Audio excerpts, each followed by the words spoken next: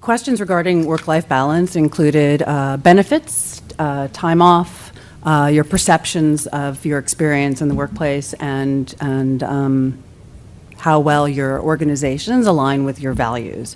So the good news is that more than 3/4 or 75% of men and women report that they do achieve some kind of work-life balance. But interestingly enough, more men reported that their work-life balance was not quite as easy.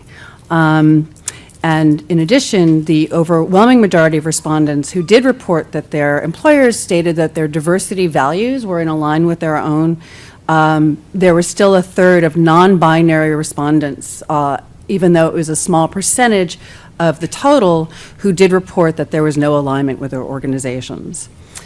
Next slide.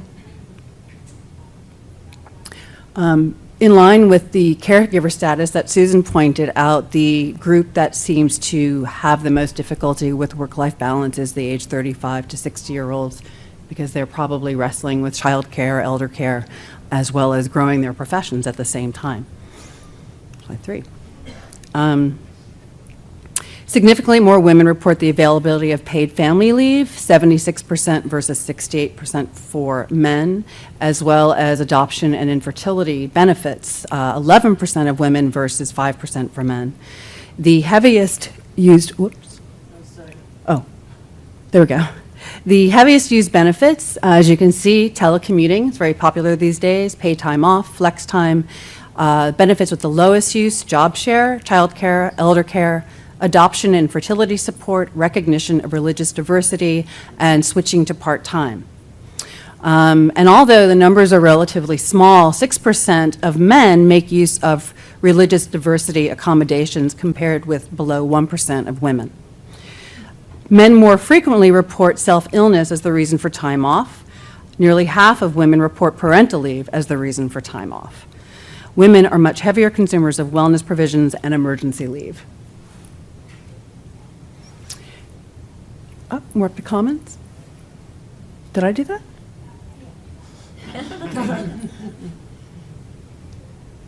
I'm scrolling this? Simone is driving over here. Oh, that's what I thought. Okay, I feel like we missed a slide. Oh, we're talking about comments. Sorry. So, yes, if you can see, do you mind coming back to the comments for a moment? I apologize. There we go. Yes.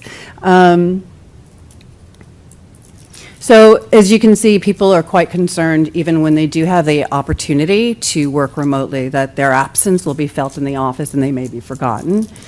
Also, sometimes they're not taking advantage of their paid benefits as much as they could. And again, these kinds of comments are leaning toward how the industry is shifting towards a contracting environment, a lack of benefits for assistants and editorial staff. There's a big concern for everybody at large. And then here we have contrasting comments. Some people feel highly supported in their organizations while others don't feel supported at all. And I find that in talking to people as well, that depending on where they're working, they may feel, a real sense of support and an opportunity to have a dual lifestyle, to be a professional as well as a parent or primary caregiver. Next slide. And the Asians. Yes. So Asians and Blacks do report a slightly higher disagreement with the alignment of their industries and their opportunity for work-life balance. And though Asians make up a smaller percentage of the population of respondents, and they are also among the youngest age group and the least likely to take advantage of the benefits offered to them. Next, please. Thanks. Can I interrupt? Sure.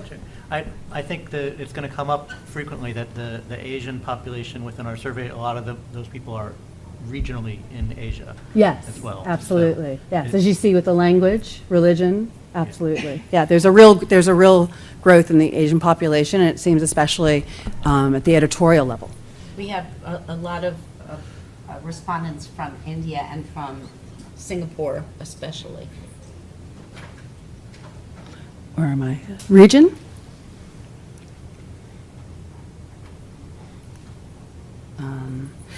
So good news, I guess, is that, you know, in North America and most places, most parts of Europe, people are reporting a good sense of work-life balance, but more than a third of respondents from North and Latin America, Eastern, Western, and Southeast Asia, and Eastern Europe are reporting a low level of work-life balance. Next.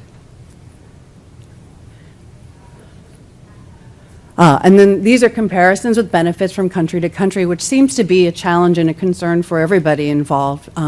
Employees in the United States think that their European counterparts get, you know, far fairer treatment in terms of childcare, maternity leave, paternity leave, and overall benefits.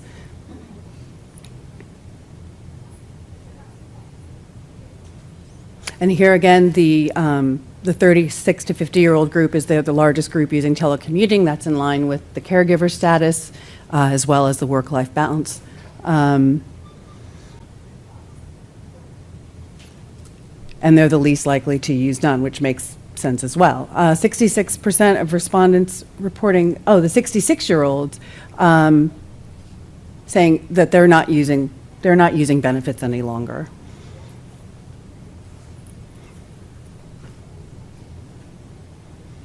And then these are some comments that seem to be coming from more senior staff. But there seems to be, in spite of the challenges that people are experiencing and expressing and trying to make life work on both ends, for the most part, I think everybody's quite satisfied in this industry with the content of their work and the you know, intellectual capacity that they have the opportunity to explore. And I think that's it. Pass to Susan. Yes.